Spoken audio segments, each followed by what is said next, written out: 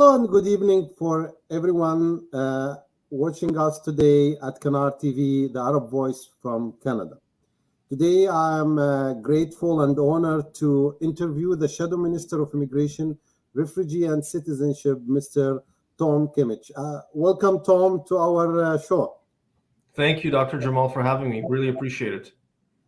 Tom, first of all, congratulations for this position. You've been appointed by the new leader of the Conservative Party, Mr. Polivier, to give you this very important portfolio. So I know that we will have a lot of important questions to you today about the immigration, refugee, and citizenship. But first of all, I would like to say congratulations. Yeah, thank you. I appreciate it. When I was appointed to this role, I was surprised, first of all, because for the last few years, I've been filling in on more procedural roles on Parliament Hill for the Conservative Party. And so it's just a very different, I was very happy to take it on. And, being an immigrant myself, it obviously, makes it much more interesting, and it's much more closer to my heart to take on issues like this. You told me you're immigrant. Can you tell us a little bit about your background, where your parents come from, if you were born outside of Canada, and for how many years you've been an MP, which riding? Sure. So absolutely. So I'm Polish. I was born in communist Poland back in 1981. That country doesn't exist anymore, obviously. Both my parents are Polish. My father was a member of the Solidarity movement. So he was an anti-communist for a long time. He came here in 1983. We were separated from my father for 2 years. I know a lot of immigrants have that type of story where people are waiting to get their application. So I completely understand it. My family went through that as well. I've been a member of parliament for 7 years, actually, as of today's broadcast on October 19th. Today is the anniversary of that day, so 7 years now. My riding is the deep southeast suburbs of Calgary. Calgary Southeast it used to be called. Now it's called Calgary Shepherd. It's the second largest riding in Canada by population size. Maybe the last tidbit that a lot of your viewers will be interested by is when I came to Canada, I didn't speak French or English. I didn't know any of the languages of this country. I landed in March of 1985. And by September of 1985, I was going to school in French in Montreal, and I had honestly no clue what was going on. I learned my second language is French, and I learned it watching a French show called Passepartout and trying to really catch up at school. And I learned my English from Sesame Street and eventually English classes. So yeah, I mean, I'm a typical kid from Montreal. And I represent the riding in Calgary, where I've lived for almost 2 decades now, and all my kids are born in Calgary as well. Wish them all the best, and they are supposed to be proud of their dad. Tom, let's go deep into the portfolio you are representing now, the immigration. Canada is a country of immigrants. Almost a quarter of Canadian, 20-something% of Canadians were foreign born. That's telling you how important is immigration to Canada. Where do you see the importance of newcomers, immigrants to this great land? Well, it's obvious to all of us who have come from other countries, and you can see it all around you in every community you go. A lot of newcomers start new businesses. They fill skills gaps that the Canadian economy can't fill for itself. For example, my family doctor is from Nigeria. In Western Canada, that is a very, very common story. In Saskatchewan, especially if you're in rural Saskatchewan, most likely your doctor is from South Africa. That's simply the reality. If you go to different parts in Greater Toronto area, you have entire communities that have, moved to areas where others speak the language from the country of their birth, but they've chosen Canada to live in. And they're bilingual, they're trilingual, they're making a contribution. I was, just a few days ago, I was at an educators training seminar for Filipino educators in the province of Alberta, all across the entire province, people who are learning and being taught like the latest ways to teach Filipino to the next generation. So people who are having kids here who are from the Philippines, they want their kids to at least have some of the language. Usually moms, I'll say this, moms will insist that you must speak the language of their parents' generation at the dinner table. You can't just switch to something else. So newcomers have been making contributions for centuries to Canada. For over 150 years, people have been immigrating in Canada to start businesses, to raise a family, find meaningful work, and make a contribution to their land that's adopted them, so that successive generations after them don't have it as difficult as they do. I know that's what I'm doing for my kids. I'm sure that's what everybody wants. They all want their best for their children. And that's what the immigration is geared for in Canada: family reunification and economic immigration to Canada. And also, we have a very compassionate system. We're also taking in a lot of refugees, granting asylum to people who need it, from the war-torn regions all across the world. Because as Canadians, we have a heart for those who are facing injustice. I agree with you, Tom, but let's speak about the system itself. It's overloaded. We've seen that during the previous Conservative Party, and we've seen how the Stephen Harper at that time, they canceled thousands of applications because they were overloaded. Then the Liberal Party came and they used the same system, or I don't know, they invented something, but it's still overloaded. So they're doing the same thing, but they're expecting different results. So what do you think the problem with overloading in the system? Do you think that many people dreaming to come to Canada, can't we make a number that we can receive 1,000 applications, then we stop the system until we finish them and open? We need to have a solution for this overloaded system. Well, if we start naming every single problem in the current system, I think this will take us a few days to list them all out, every single issue that's come about now. So a couple of quick points.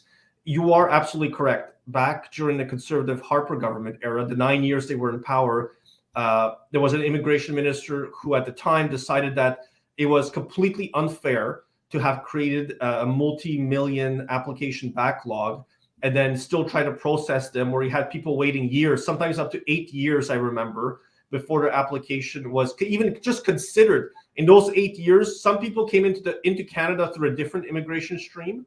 They moved to another country, so Canada lost the opportunity for their skills, their knowledge, and for themselves and their families to move here. Or sometimes we had people who had passed away while waiting for their application to be considered. So that's completely unfair and unjust. Right now, we have a 2.6 million application backlog, and it keeps getting worse and worse and worse. So that's since 2015. That backlog is entirely created by the Liberal government. And I think there's a few major things to consider. Lots of people want to move to Canada. We are still a very attractive destination for people with skills, knowledge. People look at Canada as a very, very safe country in comparison to different parts of the world. And then I think now here are some of the process problems that I see, because I deal with a lot of immigration case files in my office from constituents in my riding who are having issues. And I have a full-time case person. This is all that she does, is try to sort out applications that are missing something, or you simply get stuck in the queue. So these digital portals that have been created for different application streams. We had a witness at the immigration committee who described it as a dumpster fire. That's pretty bad when you have an immigration lawyer who describes your IT system as a dumpster fire. You click on a link and it takes you in your application to a dead end and you don't know where to go from there. Or you go online to check out where your application is, how far behind is it, and it's just a number, 17 months, and it's static. It's like a picture. It never changes. Or the keyword under process. Under processing. That's the one I get the most. I love the most. It doesn't mean you don't know where you are in the system. So some of it is technology related, and some of them is just business practices. So one of the most, I'll call it, maddening experience during the pandemic was the government was just still processing applications. And at a certain point, you put in your application, you have to do your medical review. So you go to a doctor, you provide the medical information. You have to provide a police check, but then you also have to do an interview. And we had IRCC offices that closed down during pandemic, and sure, they can do that, but then they refused to do interviews over Zoom. There is no good reason why you cannot do an interview like that over Zoom. And if there are security concerns, they can identify those cases where there are a security concern. The person does have to come in person. Sure, absolutely. But why do 100% of all cases have to be reviewed in an in-person interview that can't be done over Zoom? We're doing this phone call over an interview live over a medium on my tablet here in my office. We could do that just as easily to try and expedite these applications. And even if there was an issue of security confirming the identity of the person, then you could have them go to a Canadian consulate. You could have them go to a third party that would validate the identity of the person, that they're not being pressured by somebody else, not being coached when they're speaking to a visa officer. And then there's another benefit of doing it. You could record the interviews and keep a digital file of what was said during the interview. It's great for transparency. It's great for accountability on both sides. And that would actually expedite these applications as they're being processed. The federal government also needs to stop making so many changes to the different immigration streams and creating these kind of sub-programs as they go. Because as you're doing this, you're creating more streams, more applications, and individuals who want to come here are starting to find new opportunities and new programs to get into. And it creates the backlogs, and the backlog continues to grow. They have put more money into immigration. The backlogs have continued to grow. They have hired more people. The number I'm working off of is about 39% more staff than they had in 2015, and it's 37 to 39% more staff. And the backlogs continue to grow. So it's not a problem of funding. It's not a problem of staffing or manpower. It is entirely a problem of process. And process is entirely the responsibility of the minister and of the federal government. So, when I wanted to interview you, I put the questions for my friends on my Facebook to ask what the problem. 128 response, and 164 of them were speaking about the speed of the process with the immigration, with the ministry. So, Tom, let's think bigger a little bit. Let's go maybe to a third country, learn from their system how to use an immigration efficient system, maybe a workflow system where, as a consumers who applied, I can track where is my application without calling, without asking, without even making this web form and all these formality.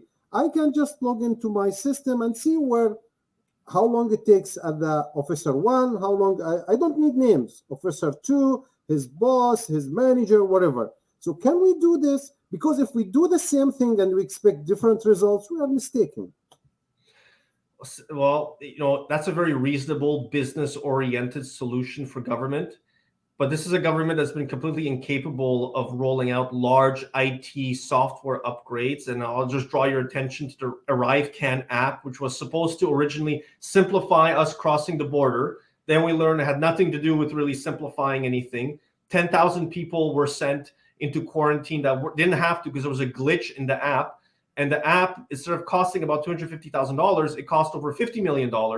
And so I'm always leery about making sound technological innovation or solutions, especially in government, as something that could be simply done, because the government in general it's a large operation. It's a $500 billion operation. It has an immense amount of difficulty in rolling out large IT software upgrades. And ArriveCan is only one of them. The other one I can point to is the payroll system, Kmiec, that Canada has. So we haven't gotten those right. And the government has made lots of mistakes for which usually it hasn't been willing to admit them.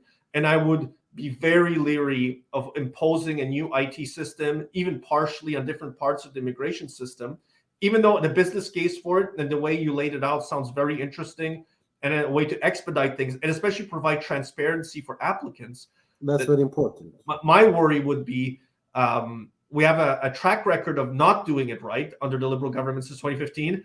And I would hate to then have it happen to new immigrants, new Canadians, prospective Canadians who are trying to come to Canada, being then bogged down in this system. And if we can't roll it out properly in the first place, I would rather try to fix what we have right now by doing these smaller kind of innovations, such as moving to online interviews for people. Dr. Jabril, the thing is crazy. They won't do these interviews over Zoom for the vast majority of people who need them done, but they will move citizenship ceremonies onto Zoom. And that's in the Exactly. mandate letter. It's in the departmental plan. And I And remember my exams. citizenship And ceremony. exams too. Yeah, we all got dressed up. It's a big deal. Like it's something you invite your friends to. You take pictures. It's a point of pride. The interview you do with the visa officer is kind of less in the ranking. You don't take pictures with them afterwards to show your family once you succeed through the process. But your citizenship ceremony, they say you can do over Zoom, and they want more of it. Well, then do it for the application. Save some time, because that could be easily a few weeks for some people, or a few months for others, because they have difficulty in traveling, scheduling the interview. Scheduling over Zoom is just a lot easier. Okay. I do have several questions from audience about the family reunion. It's Canada is well known for family reunion. However, lately it's become harder and harder to bring your mother or father or a wife. Even some people waited for years to bring their husband or wife. Or so it's.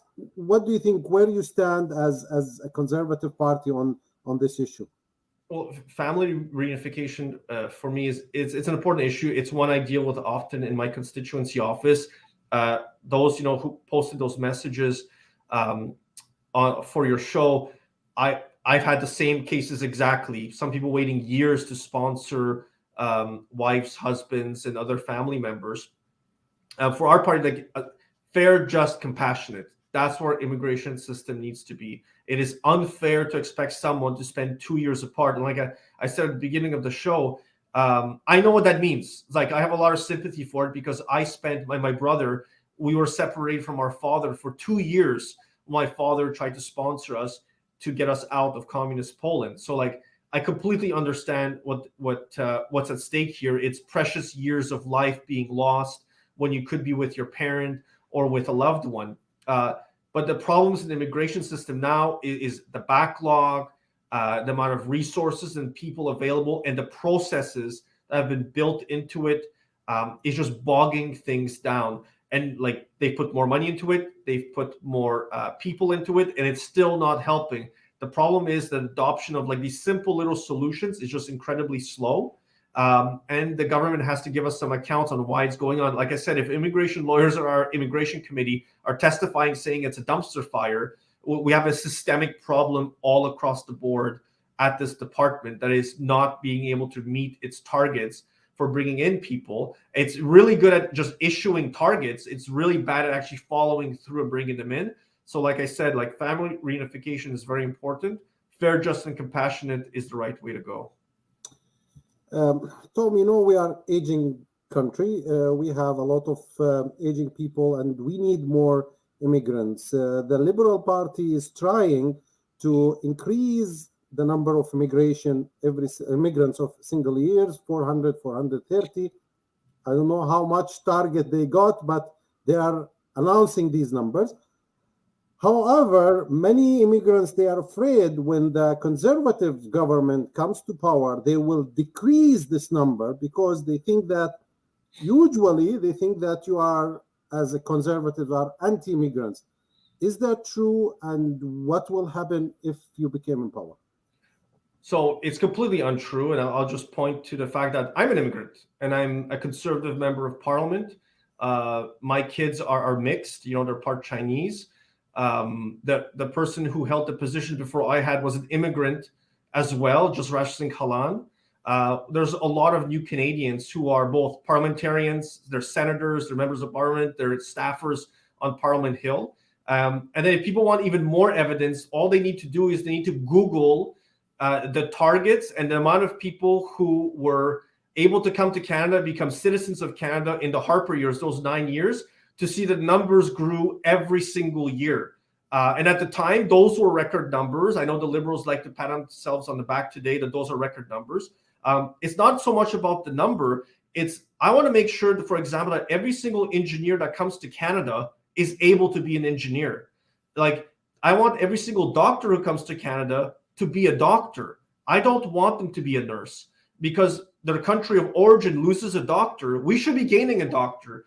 My father, when he came to Canada, had to go through the whole process of confirming that he was indeed an engineer and going through all the application process. A nurse who's educated in the Philippines should be able to practice in Alberta and any other province as quickly as possible. We don't have time to waste. That's a wasted human capital for every year that they're working what we call a survival job. So it's not just about bringing in people, it's making sure that they can work in the occupation and profession that they love, making sure that they can earn a good living, making sure they can provide for their family, pay off their debts, because they're moving an entire country. It requires your getting rid of a lot of your stuff, moving all across a huge ocean to come to Canada. It's a huge deal. I think if we Conservatives talk about it more in that manner, like with the sympathy and compassion it deserves, but also these are people contributing to Canada. And the record will show that the Conservative Party, when it was the Harper government, more new Canadians became citizens. Lots of people were coming to Canada, record numbers at the time, like I said. And we are a welcoming party, because I just look around myself to others like me who are new Canadians. We've made a contribution to this country. We want more people to make a contribution to this country. And like you said, we are an aging country. I look at my father and my mother and others all around me. The average age keeps going up year after year. We need immigrants to backstop that. Now, immigrants alone will never be able to offset the fact that the Western world is aging out. So that we know, but we have critical shortcomings in the medical fields, in technical fields. We need people to come in and fill those jobs. And there are members of parliament on the Conservative side, like Brad Redekop, who's the vice chair of the Immigration, Refugee and Citizenship Committee, who has a private member's bill on foreign credential recognition to expedite the process. Kyle Seaback, who is a member of parliament from Dufferin-Caledon in Ontario, has an excellent private member's bill to extend the length of visas, those super visas for family members. These are all workable ideas being presented by Conservative members of parliament who care about the fact that when people come to Canada, we got to ensure that they can work in the professions and occupations from their home country. They can make a contribution to Canada as close as possible, that 100%. When they come here, they hit the ground running. They can start the business. They can work. That's what we want. Like, that's the only way we're going to meet our labor shortages and make sure we can continue growing our economy. Yeah, it is very important to link these immigrants with the real market. Like, we bring them as a doctor, they work as a doctor. Sadly, it's not the case until today. There is a joke in Toronto area that's the best place to have a heart attack, most probably in a taxi, because you will meet a taxi driver who's previously a doctor. So that's a shame. There is a lot of people who suffer to requalification and credential assessment. It's very hard. So we need a responsible government to really think about this as a main stone of their coming platform. Mm-hmm. You spoke a little bit about the labor shortage. We do have a lot of labor shortage, especially recently after COVID. Even the government now, they allow students to do full-time job. I don't know how they can full-time job and study. Can't we do that with immigration? Can't we do something with the process of speeding the immigrants and bring them and let them live here normally? So, on that one, international students there's been some changes made recently so they can exceed those 20 hours a week of work that they can have. But to me, international students are the perfect example of people who've come to Canada to get a Canadian education. Once they finish their postgraduate degree, because many of them are doing postgraduate work, those are exactly the types of people who have the skills to fill the shortages in our economy. And the government kind of waited way too late to start making changes. They sort of anticipated the fact that lots of people had, delayed parts of their education because of cancellations during the pandemic of many classes, many semesters were canceled. These are the people we should want to stay in Canada and fill those workplace shortages. They already have Canadian experience from recognized Canadian universities and colleges and polytechnics. That is the whole point of having them come and study in Canada. They're learning from usually Canadian instructors and professors We should be doing whatever we can to simplify their ability to stay. And I was looking at the numbers of international students in Canada. That number has crept up to just under 750,000 over the last years. These are the people who will become our next engineers, the next nurses, the next financial advisors at charter banks and at credit unions. That's exactly the people who should be trying to figure out ways to make sure that they have as easy a path as possible to stay and work in Canada, fill those skills gaps, fill the jobs gaps that we have, because you're absolutely right. There are shortages being experienced in different parts of the country, and we got to fill as many of them as possible. So within less than 3 years, we most probably will have an election. If your government win this and you become a minister of immigration, refugee, and citizenship, what are the first thing or things you will start doing to change the current system? Well, I make no presumption about how Canadians will vote in the next federal election. You have to earn the right to govern. We're going to do our hardest as Conservatives to earn that right and to earn every single vote. If we do earn it and we're allowed an opportunity to form a government, the first thing we're going to have to do is go back through every single department and see how the money was spent and the mismanagement.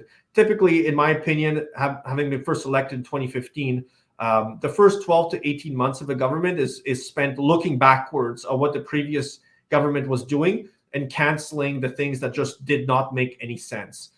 That's usually on the procurement side, not so much on the service side. And we know we have a huge deficit to try and bring down. That's not going to be done on the backs of immigrants, because immigrants are the ones who are going to keep coming to Canada so they can work, earn an income, so we can tax the income and pay down the deficits, then start nibbling away at the national debt. It's too soon to tell right now exactly what we will try to do, but I can tell you foreign credential recognition will be one of the top concerns. My leader, Pierre Poilievre, has been very, very clear. It's unacceptable to have professionals from other countries coming to Canada and not being able to practice in a profession and not being able to provide for their families, be able to work and earn a paycheck as quickly as possible. So a lot of what we'll be doing is working on ideas in the lead up to the next election. So closer to then, we'll provide a more fulsome platform of what our ideas, our proposals will be to the Canadian electorate, so they can judge us at that point. Finally, I would like to thank you for this interview. But Tom, if you have anything you would like to say to announce, please, it's your platform now. Well, thanks very much. I just want to say, this has been, I think this is probably my first formal interview, so you can have that as a first on this show. It's been interesting. I think I'm about a week or so into the new role, so I'm reading a lot about the different departmental plans, the spending, the hiring that's been done by the department, the different policy decisions that have been done. I think, just to reiterate, that we need a fair, just, and compassionate immigration system. We need to prioritize family reunification, economic immigration. We need to make sure that the promises also made by the government to Afghan refugees, to Afghan interpreters, to those fleeing places like Ukraine right now being invaded by the Russian Federation, that when we make a promise, that Canada lives up to the promise, because our reputation is at stake as a country when we fall short of it. And we all lose when Canada's reputation is tarnished by a government incapable of delivering on its promises. And since 2015, my experience has been a 2.6 million application backlog is completely unacceptable when you've been given ample resources and ample amounts of people to do the job, and you're still not being able to do it, and the backlog keeps growing and growing and growing. So over the next few months and next couple of years, you're going to see a Conservative opposition really focused on the delivery of services by this government, and showing to the Canadian public that what the bill of goods they were sold in the 2021 election, it's not been delivered, and Canadians can do so much better, and that we're going to deliver on that. Thank you very much. We had an interesting interview with the Shadow Minister of Immigration, Refugee, and Citizenship, Mr. Tom Kmiec. We hope that we will really see a change in this ministry. I've heard from many people this is one of the worst ministry they deal with, and they think that because this ministry does not deal directly with Canadian, usually with non-Canadian yet, so there is no complaint, no people complaining about it. But again, media start talking, politicians start noticing the backlogs, and I hope somebody really will do something to change this overload and backlogs in this ministry. Again, thank you, Tom, for your time, and wish you all the best in the new position, and hope to see you in person soon. Thank you, Dr. Jamal. Good night.